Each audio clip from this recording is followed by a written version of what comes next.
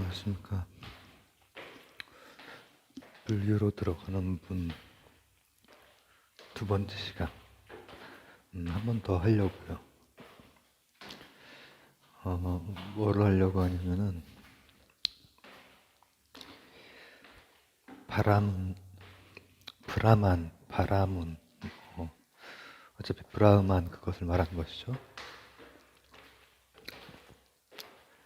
브라만교, 그리고 육사외도, 이 부분이 이제 불교, 자연학교 이런 거에 다 서로 영향을 주고 했던 어떤 배경이 되는 것이잖아요. 그것에 아주 간단한 부분만 사실 보려고 하는데, 왜냐하면은 제가 지금은 자료를 구할 수가 없기 때문에 간단한 부분밖에 못 보죠. 지금 이렇게 조금 더 무리해서 진행할 수는 있겠지만은, 나중에도 그걸 할 때도 이제 그거는 늘 이제 마음에 조금 또 다른 의미에서 부담은 있죠. 다른 종교도 마찬가지지만, 이를테면 제가 기독교 얘기를 할 때도 제 실제 주위에 이제 좋은 기독교인 분들, 그리고 저하고 이제 유튜브에서도 이렇게 소통하는 좋은 기독교인 분들이 늘 이렇게 좀 이렇게 떠오르면서 이걸 어떻게 조심스럽게 말할까 이런 것도 크거든요. 근데 이제 불교를 하게 되면은 마찬가지죠. 마찬가지 그런 거였다가 또 이제 종교적으로 이제 조금 다른 부분이 있긴 한데, 고수들 때문에 고수들 때문에 또 긴장을 많이 해야 될 것 같거든요, 겨울 되면. 그래서 오늘은 되게 간단한 부분만 어떤 부분 볼 것이고, 그것도 제 나름대로의 그 어떤 시각으로 볼 거예요. 겨울이도 마찬가지일 거예요. 방대한 것을 막 여러 방향 다 볼 수 없을 테니까. 게다가 오늘은 그것을 보는 과정에서 어떤 분을 중심으로 해서 한번 보려고 해요. 바로 저번 시간에 이제 기독교와 관련해서 말씀드렸던 성철 스님. 그러니 오늘도 마음이 불편하죠. 왜냐면 오늘은 또 이제 반대로 성철 스님에 대해서 그 조금 불편한 얘기들이 많이 나올 것 같은데, 진을 선생도 나올 것 같고, 진을 선생과 성철 스님과 이제 조금 반대로 성철 스님에 대해서 굉장히 굉장한 그런 경건하고 그런 마음을 가지신 분들이 굉장히 많을 것이기 때문에, 이것을 이제 들으실 때, 아, 일단은 뭐 반감을 가지고 이렇게 저기를 하시더라도 하는 얘기의 메시지가 뭔지, 그 메시지를 보면은 제가 성철 스님을 미워하지 않는다라는 것을 알게 되실 거예요. 저는 이제 성철 스님은 어, 대단한 분이죠. 대단한 분이고, 제가 오늘 얘기하고 싶은 것은 바라문교와 육사외도를 보는 데 있어서 성철 스님이 바라문교와 육사외도에서 말씀하셨던 부분이 있어요. 그 부분을 중심으로 조금 이거저거 몇 측면을 이렇게 볼 것이고, 그리고 거기에 나타나 있는 성철 스님이 이제 그에 대해서 어떤 했던 말들, 확신에 찬 말들, 그것이 성철 스님의 아, 당연히 그 확철대오의 수준도 보여주는 것이고, 근데 저는 솔직히 어떤 분이 확철대오를 했고 뭐 못했고 그것을 제가 파악할 수 있는 수준은 아니잖아요. 그러니까 저는 어떻게 보면은 물리학을 좋아하는 어, 다소 과학적인, 그러나 과학조차도 반실제론적인, 과학도 그냥 하나의 모형이라고 생각하는 어떠한 일반인의 그 생각인 거예요. 그리고 이제 그럴 수밖에 없었던 또 사정이 있죠. 성철 스님 입장에서는 성철 스님이 생각하는 그 불교의 교리적인 그 부분이, 그거 얘기하는 거예요. 도노 돈수 이거 얘기하는 거예요. 도노 돈수냐 도노 점수냐 이거 얘기하는 거예요. 성철 스님은 진짜 완전한 거는 논리적으로도 성철 스님 말씀이 맞고, 성철 스님이 그러한 깨달음을 얻으신 그런 어떤 더 확신에 찬 얘기들, 이런 것들이 보인단 말이죠. 그렇지만 거기에는 잘못하면은, 저는 어떤 느낌이 들었냐면 그냥 일반인의 상식적인 입장에서 봤을 때 그러한 그 불교와 관련된 어떤 이야기를 하실 때 성철 스님은 60년대에 이제 그런 말씀을 하셨거든요. 일찍 깨달으시고 60년대에 그런 말씀을 하셨는데 젊은 꼰대 같았고 그 진울 선생은 사실 젊을 때 돌아가셨거든요. 한 뭐 저 정도 나이에 일찍 돌아가셨는데 근데 이제 그때는 이제 그게 젊은 나이라고 볼 수도 없는 그런 젊지만 어쨌든 그 시기에 많이 이제 세상을 많이 떴으니까 평균 연령이 근데 어 나이가 나이 들었지만 청년 같은 느낌 그게 있거든요. 아우 이거 막 안티가 많이 생길 것 같다. 그럼 왜 그렇게 생각하는지를 얘기하고 또 여기에서 나중에 불교에 대해서 자세히 말하기 전에 좀 다뤄야 할 것 중에 육사외도라든지 어, 바라문교 그러니까 그 전에 계속 그 베다 시기부터 해서 우파니샤드 이렇게 오는 시기에서 브라만교 바라만 다 바람은 다 똑같은 거예요. 브라흐만 뭐 버마 인려 아트만 뭐 이런 개념 지금까지 그걸 설명했던 거잖아요. 몇 번에 걸쳐서 불교에 이제 들어가는데 연결하는 의미도 있고 그걸 따로 좀 공부하는 의미 좀 같이 생각해보는 의미도 있고 그 원래 맥락은 이런 거예요. 브라만교를 어 이제 수행적인 차원에서 봤을 때는 브라만교가 수정주의라고 해요. 수정주의라고 하는 건 수정 테이프 하얀색 그거를 말하는 것이 아니라 아, 아재 개그 이런 거 아재 개그 하려고 한 건 아니에요. 아, 어, 닦는 거야. 뭘? 정을. 선정. 그걸 닦는 거란 말이죠. 하나의 뭐 요가행이라고 볼 수도 있고 지금 저 요가행 뭐 이런 말도 이제 나중에 또 더 구체적으로 들어가야겠지만 그리고 그러니까 쉽게 봤을 때 그렇다는 거죠. 그리고 이제 어, 육사회도는 고행주의랑 연결이 돼요. 고행주의랑.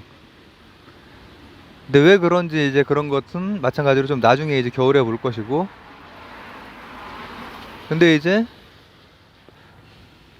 석가모니 선생은 부처는 불교에서는 중도를 얘기를 하죠. 그 중도에 대해서 이제 그 설명을 이제 짧게 이렇게 하시는 그게 있어요. 거기에 이제 그것의 어떤 뭐 이론적 기초랄까 철학 기초랄까 그것도 좀 이따 다 다룰 겁니다. 이게 뭔지는 우리가 이제 알아두면 나중에 불교할 때 편하고 그게 이제 다 뭐 앞뒤가 있는 것들이거든요. 어떻게 어떠한 문화에 살았던 사람들이 어떻게 세상을 봤고 이렇게 했는지 그리고 그게 우리한테 영향을 굉장히 많이 줬기 때문에 엄청나게 많이 줬죠. 그래서 그걸 이제 어, 전변설 브라만교를 전변설이라고 하고 그리고 육사회도를 적취설이라고 해요. 그것은 세상을 보는 어떤 시각이랑 관련된 것이거든요. 근데 그건 일단 좀 이따 하는 걸로 합시다. 근데 어 이제 확철대오를 하신 성철 스님의 입장에서는 그 양쪽이 다 이제 그것은 나쁜 건 아니죠. 부처님도 그 석가모니도 양쪽을 다 진짜 해볼 만큼 해본 다음에 젊은 그 나이에 막 20대 후반 막 이런 나이에 그걸 진짜로 열심히 해볼 만큼 해본 거예요. 그 이전에도 아마 그 석가모니라고 하는 그 양반은 그 선생님은 굉장히 여러모로 되게 우수하고 되게 열심히 하는 그런 사람이었을 거라는 생각이 들죠. 왜냐하면 그때 당대에 있었던 그것들을 굉장히 열심히 했던 사람이고 그리고 거기에서 진짜 끝까지 해보고 나서 자신의 길을 찾아서 그걸 또 끝까지 열심히 해서 젊은 나이에 와, 이제 제가 이제 나이가 든 거죠. 젊은 나이에 깨달았다고 얘기를 하는 거죠. 예전에는 막, 더 제가 어린 나이였을 때는, 어, 그렇게 생각을 안 했는데, 젊은 나이에 깨달은 것이죠. 근데 그 선생님도 그 양쪽에 대해서 다 이쪽도 아니고 이쪽도 아니다 이렇게 얘기는 했어요. 근데 그것을 이제 굉장히 논리적으로 얘기를 한단 말이죠. 굉장히 논리적으로. 그리고 고 뭐 수학으로 치면 그 공리계 안에서 공리계, 그러니까 공리, 액시엄이 있고 뭐 이런 뭐 정리들 명제들 이거 하나하나 따라가면은 끄덕끄덕해지는 그런 거. 삶에 대한 통찰인데도 불구하고 그런 방식으로 이제 했죠.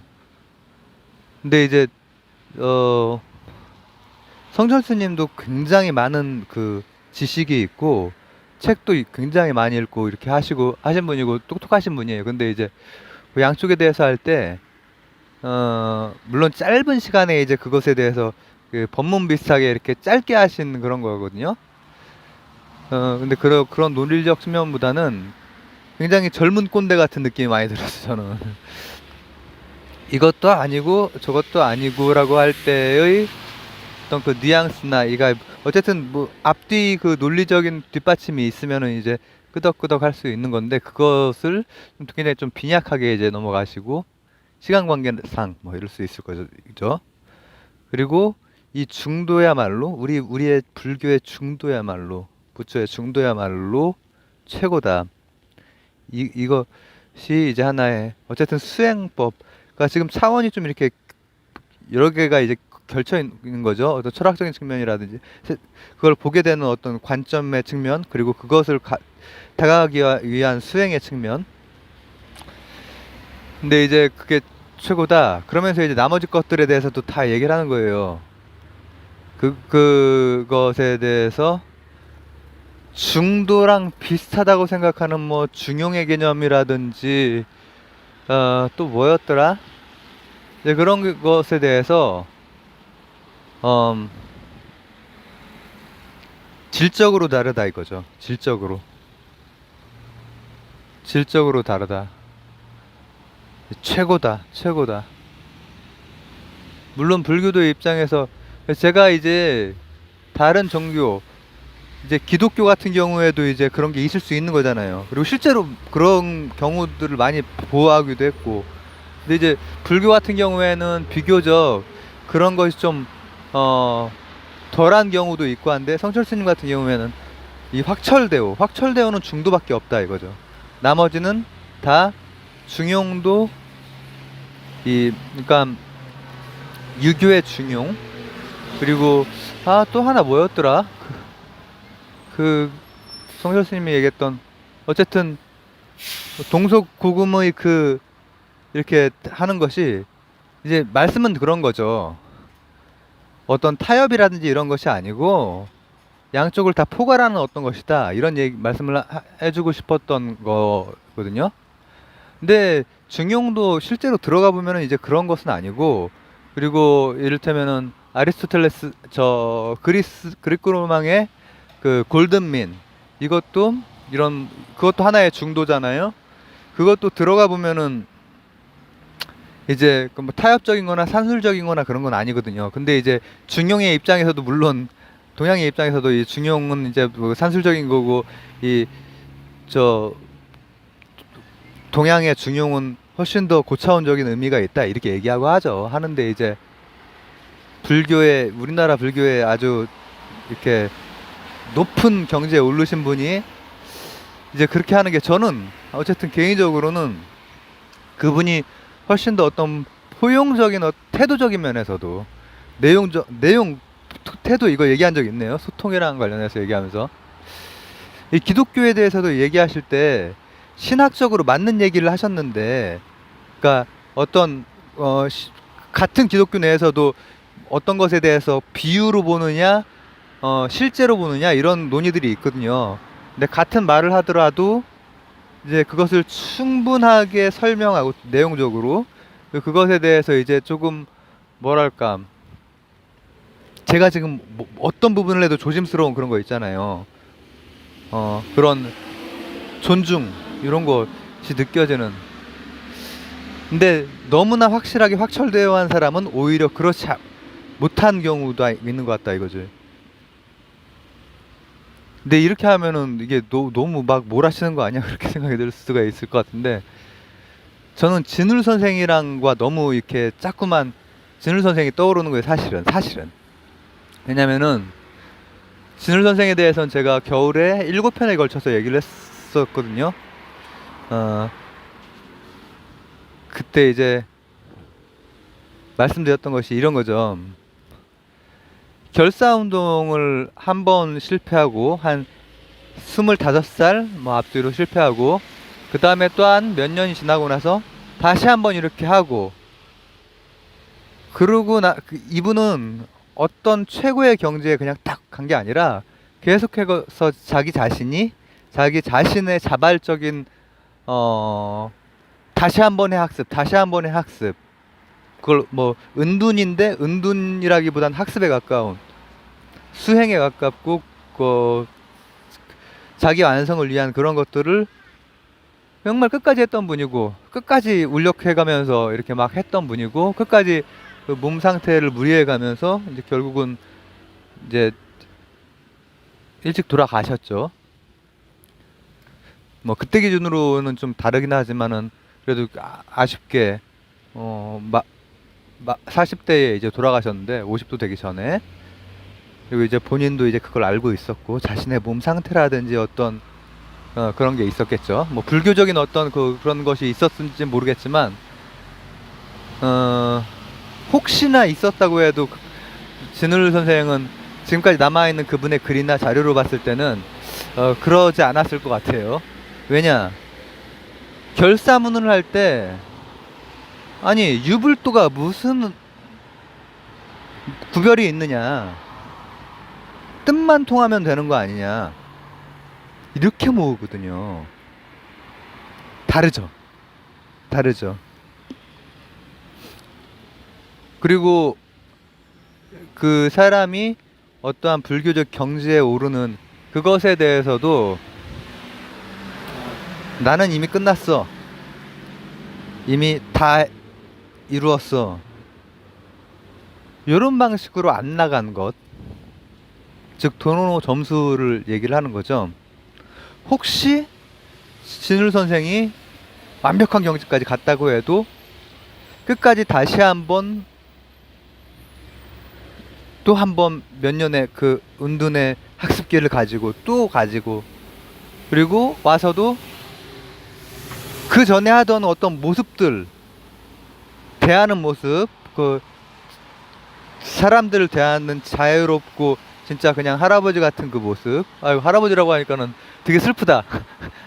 내 나이인데 할아버지지, 옛날로 치면은 40대 중반이면은, 옛날에 일찍 결혼을 했으니까는 지금 손주 보고 그랬을 나이인데, 그런 모습. 그러면서도 할 수 있는 일, 이제 몸이 나이가 들어가지만 할 수 있는 일들 막 해가면서, 그리고 그러면서도 또 선승이면서도 그렇게 책을 어마어마하게 써냈고, 그 좋은 책들을. 그분은 글짓기 대회에서 잘할 수 있는 분이 아니에요. 문체가. 제가 그 한문으로 그거를 막 이렇게 이해할 수 있게 이렇게 읽을 수 있는 사람은 아니거든요. 조금 이렇게 공부해가지고 읽긴 하지만은. 근데 그분 이게 것이 번역된 것을 보면은 명망가의 그 문장이 아니에요. 그렇지만 훨씬 더 감동적이에요. 훨씬 더 솔직하고 훨씬 더 힘이 있고. 그러니까는 그 밑으로 해심도 들어오고, 그러니까 유학자들이 들어와요. 그 막 대갓집 아들이 아니고, 지금으로 치면은 아주 조금 이렇게 말단 공무원 정도의 그 어떻게 그런 데에서 글을 간신히 배운 그런 정도인데, 이 양반이 의지라든지, 그리고 그치, 그 의지에서 이렇게 막 뽑아내는 그런 생생한 말들이 감동을 준단 말이에요. 지금 명리나 쫓고 있을 때냐, 도교건 불교건 유교건 다 상관없다. 와서 뜻만 같다면은 우리 같이 결사 운동을 하자. 단순한 운동이 아니라 정화시키는 운동. 그때 사회 문제에 그때 사회 문제거든. 불교는.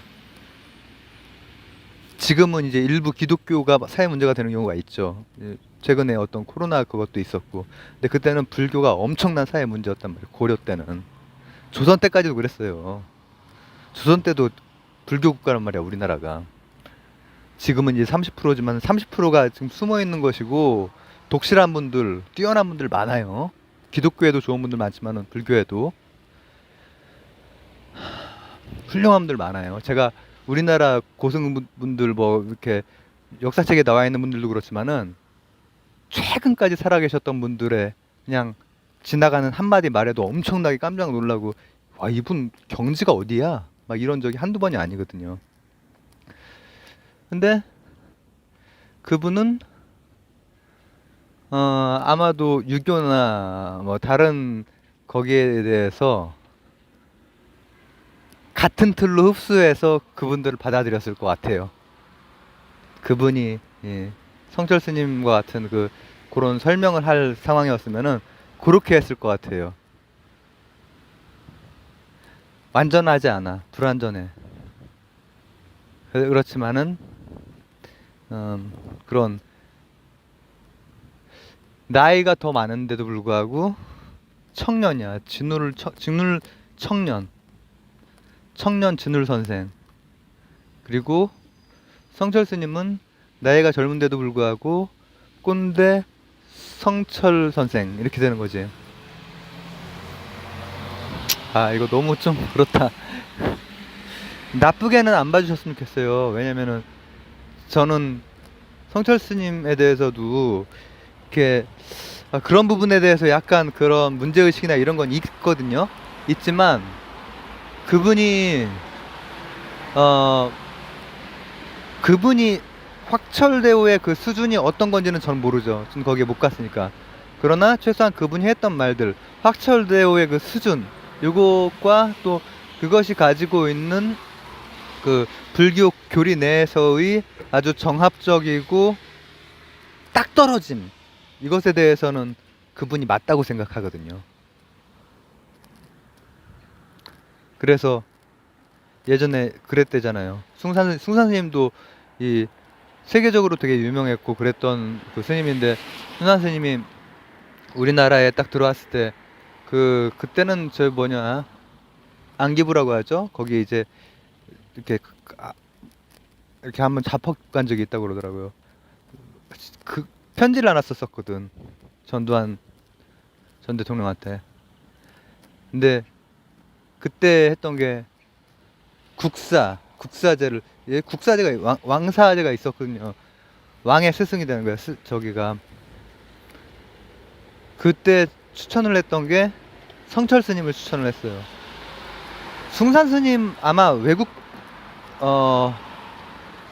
지금 제 채널에 외국 분들도 꽤 계시는데, 외국의 그 선불교 여기에 관심 있고 관음선종이라고 이제 그 외국에 이제 숭산 스님 그 교파가 있는데, 조계종이랑 좀 다르게 수행법이라는 이렇게 하는데, 숭산 스님이 추천을 할 만한 스님이 있단 말이야. 숭산 스님이 그 정도로 대단한 분이란 얘기죠. 그렇습니다.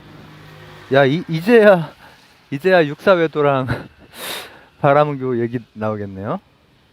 전변설, 역지설.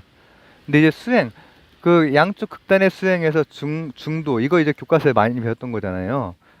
그거는 이제 나중에 거기 들어가 좀 자세히 겨울에 들어가면서 또 맥락들을 다 봐야 돼요. 봐야 되고, 그거보다는 오히려 그러한 생각을 하게 된 어떤 배경 중에 이제 세상에 대한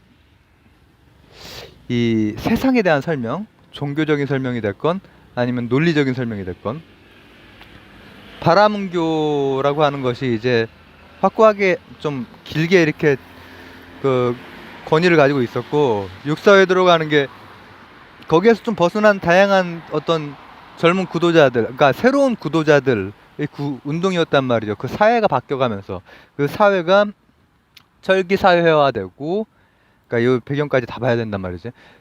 상업이 굉장히 발달하고, 그리고 소환국들의 또 전쟁들도 있고 막 그러던 시기예요. 그러던 시기에는 이제 생각을 좀 할 수 있는 여지들이 또 생길 수 있단 말이죠. 어, 춘추 전국 시대와 같은, 그리고 더구나 이제 상업이라든지 이런 것들도 있고 있는 데다가 거기도 다 소환국들이거든요. 하나의 구심점을 가지고 크게 이렇게 뭉치는, 춘추 전국은 뭐 주 이렇게 해서 어쨌든 거기 안에서 형식적으로나마, 그리고 권위 자체는 존재를 했지, 주에 대한. 근데 이제 후반부 전국 시대로 가면서 그때 이제 형식적이고 실제로는 패권이었지만은 그런 게 있었지만, 오히려 인도 같은 경우에는 그리스적인 그 성격도 좀 있단 말이죠. 그런 상황에서 다양한 또 생각들이 나왔고, 그 생각들 중에서 육사회도는 조금 더 과학적이라고 할까? 브라만교는 상대적인 거지만, 근데 이제 그것을 이제 하려면은 전변설이 뭐고 적치설이 뭔지를 얘기해야 되는데, 이것을 그냥 비유적으로 좀 간단하게 일단 오늘 하고 나중에 들어갈게요. 전변설도 이거랑 걸리는 게 많이 있구나. 이것을 번역하고 범어를 번역하고, 그러니까 그 중국 말로 뭐 일본에서, 그리고 또 서양 그거를 하고 할 때 이 쓰이는 그 표현들이 같고, 거기에서 혼돈이 되고, 거기에서 스피노자니 스토아 철학이니 이런 거과 같은 어떤 언어를 씀으로 해서 헷갈릴 수 있는데, 이것은 그냥 그 브라만교의 그거죠. 지금 했던 말 다 표현을 제가 다 해야겠네요. 범아일여. 제가 세계사책에서 요 네 그 글자를 봤어요. 브라만교 설명에서. 그리고 범이 브라만, 아가 아트만, 이콜이다. 이러한 어떤 그 종교적인 성격을 가진 세상에 대한 설명이라든지, 또 합일되고 싶어하는 그러한 종교적 뭐랄까 욕망, 이런 것들은 어떤 면에서는 딱 맞진 않아도 거의 보편적으로 나타나는 또 하나의 흐름이 있죠. 꼭 종교가 아니라고 해도 삶에 있어서도 그러한 것들 있잖아요. 물화일체라든지 자연 뭐 이런 거라든지. 근데 이제 그것이 브라만에 대해서도 이제 어떻게 볼 수가 있냐면은, 어떤 면에서는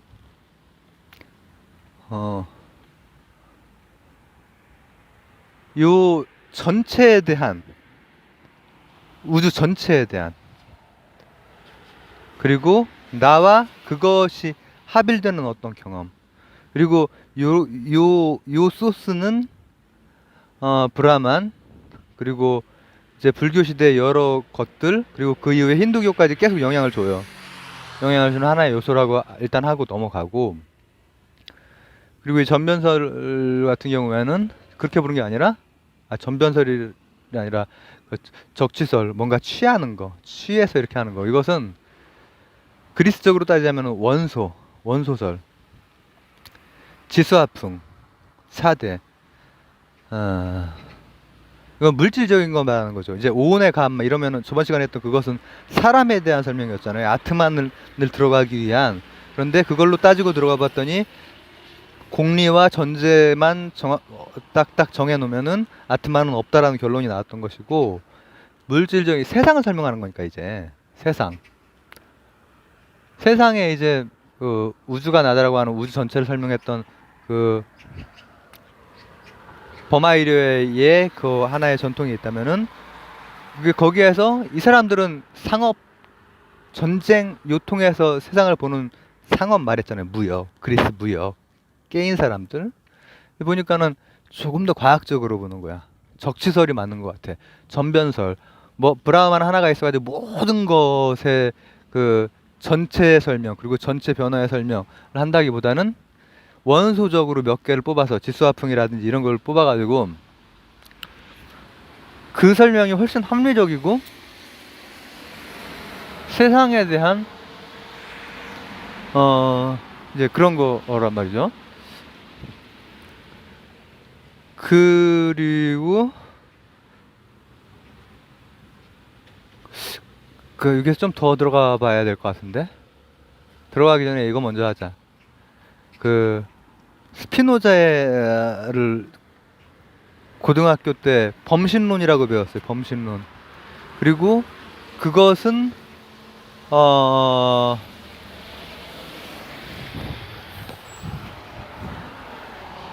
스토아파의 이성을 신으로 본 거랑 같다고 배웠거든요. 그걸 같이 묻고 왜 그렇게 묶었는지 모르겠어. 지금은 어떨지 모르겠는데, 근데 스피노자는 이제 완전히 다릅니다. 이것들이 다 어떻게 보면은 뭐 인도, 그리스, 그레코 로만, 그리고 막 유럽, 여기에 있었던 유럽의 근대 사상, 이런 것들을 번역하는 과정에서 범이라고 하는 게 이 전체를 말하는 것이잖아요. 그 용어들 가지고 이렇게 하다 보면 포개는데 이렇게 무리하게 포개는, 스피노자는 전혀 그런 철학자가 아니거든요. 스피노자는 뭐 무슨 주의에 묶이는 게 아니라, 스피노자 하나가 일종의 하나의 좀 돌연변이 같은 성격이 있어서, 거기서 현대의 대륙의 철학들이 거기에서부터 많이 끄집어져 나와요. 현대에 막 알듯 모를 듯 말하는 막 프랑스 철학자들 있잖아요. 그러니까 영미권에 이제 막 말 분석하는 거, 내가 조선의 국모다, 이것은 참인가 거짓인가, 이렇게 하는 철학자들도 있고, 이제 러셀이라든지 분석 철학. 이제 영미권이랑 그 대륙이랑 좀 다르다라는 얘기를 막 수능 특강할 때도 말씀드렸죠. 근데 이제 대륙인에서는 뭐 광기의 역사 같은 것도 막 말로 막 하고, 막 뭐 들레즈 뭐 가다모 막 이런 사람들이 막 하는 말은 뭐 이게 문학이야 철학이야 하는 거 있잖아요. 그런 것들이 스피노자의 전통에서 많이 갈라져 나와요. 그 양반들 자체가 스피노자에 굉장히 영향을 많이 받고, 그래서 그 범신론은 단지 이 자연 전체가 신이다 이런 것이 아니라, 요것에 대해서 어떤 구분들이 있고, 그건 나중에 얘기하겠습니다. 그래서 이제 그 범신론적인 범아 이려랑 관련된 이제 몇 가지를 좀 받고, 용어적으로 이렇게 묶여서 이렇게 좀 잘 이렇게 오해할 수 있는 부분. 그다음에 적치설은 데모크리투스의 그 원자설 비슷한 것이긴 한데, 이것도 이제 그걸로 바로 묶기는 좀 이제 어려운 게 있어요. 뭐냐 하면 결국은 그것들이 설명하고자 하는 어떠한 세상, 사람, 우주, 요 관계 속에서의 그 이전에 오랫동안 있었던 그 어떤 자기장 안에 사는 사람들이잖아요. 브라만이나 이 육사외도나 새로운 생각을 한 사람들이나. 근데 그 자기장을 설명해 보려고 한 거야. 전자기장을 이렇게 딱딱 문질러 가지고 막 전자기가 이렇게 팍팍 일어나는 식으로도 설명하고, 그리고 파동 방정식 같은 걸로 막 맥스웰 방정식 이런 걸로도 설명해 보려고 한 거야. 근데 그 사람들은 과학적으로 설명하려고 했던 거지.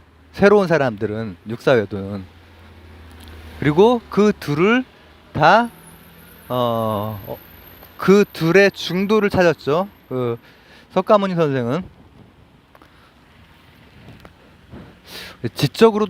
의지적 지적으로도 엄청나게 뛰어난 사람이었을 거라는 생각이 들어요.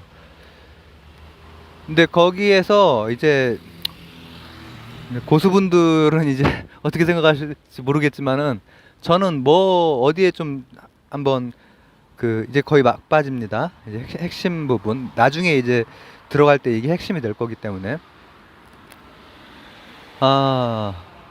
세상과 사람과의 그 관계를 그 인도라고 하는 전통이 그 이전까지 어떻게 봤느냐, 그리고 그것에 대한 해석으로 전변설과 적치설이 나왔다고 볼 수 있거든요.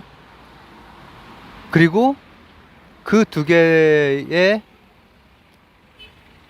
중도라기보다는 사실은 새로운 길을 찾은 그 석가모니는 아까 말씀드렸던 그 기본적인 틀에 대해서 달리 분석을 한 거예요. 어떤 면에서 그 기본적인 틀은 우리가 좀 알고 있는 거야, 불교 아시는 분들은. 근데 이제 여기 나오면 제가 생각이 안 나기 때문에 안이비설신의 밑촉향 하하 나 이게 뭐야? 색 안이 성향 미촉법 몰라서 이런 거 아니에요. 아는데 이게 나오면 이래요. 그건 뭐냐면은 쉽게 그냥 간단하게 말하면은 어떤 감각기관과 우리가 가지고 있는 이 세상이 가지고 있는 어떤 성격과의 대응 관계죠. 뭐 그러니까 육근이 있고 그죠? 그러니까 우리가 의식할 수 있는 보고 뭐 듣고 냄새 맡고 어쩌고저쩌고 하는 게 있고 그것에 해당되는 요 바깥에 그것이 있고 그것에 이제 하나의 종합적인 그것으로서 안위설신의 의가 있고 의 이것은 거기에서도 오행에서도 말했죠. 안설신의 그리고 중에서 법이 있고 의의 법 설신의 근데 그 관계로 봤을 때는 요 수학적으로 보면 요 함수 관계가 각각에 대응하는 요 함수 관계가 전변설이라고 해서 하나로 뭉뚱그리고 그 안에서 변화하는 것으로 그리고 하나가 되기도 하고 뭐 이런 것으로 보는 것이죠. 그리고 이제 그것에 대해서 선정으로 어떤 수행을 하고 근데 이제 육사회도 입장에서는 이걸 그렇게 안 본단 말이지. 좀 원소적인 것으로 좀 해서 과학적으로 해석을 하려고 이제 하고 거기서는 그렇기 때문에 요 방금 말씀드렸던 그 관계를 사람과 요 세상과의 요 관계를 하나하나 분석해서 따져 들어가서 얻어낸다라고 이제 보는 것이죠. 근데 이제 그 발상을 그 틀 자체를 깨는 결국에 아트만이 무아가 되게 하는 다른 분석법을 이제 석가모니가 제시를 하는 거죠.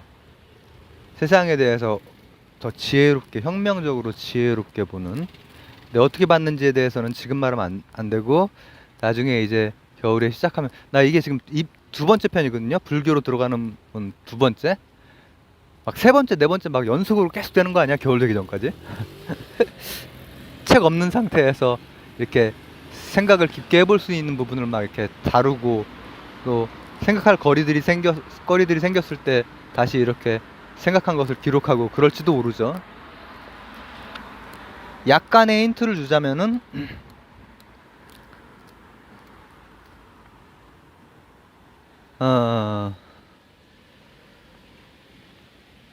그 결국은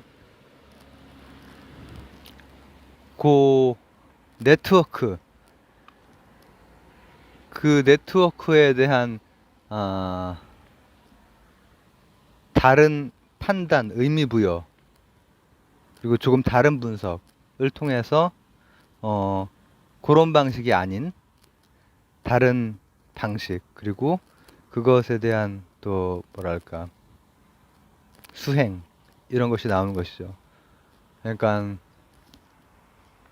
삼법인과 사성제가 나오는 것이죠. 그리고 도, 길이 나오고 거기에 저기 하는 팔정도 이런 게 나오고 근데 이제 이런 것에 대해서 겨울이 돼서 차분차분히 한번 볼 것이고 그 외에도 중간중간에 어떤 것들이 좀 떠오르면은 또 연결해서 할 가능성도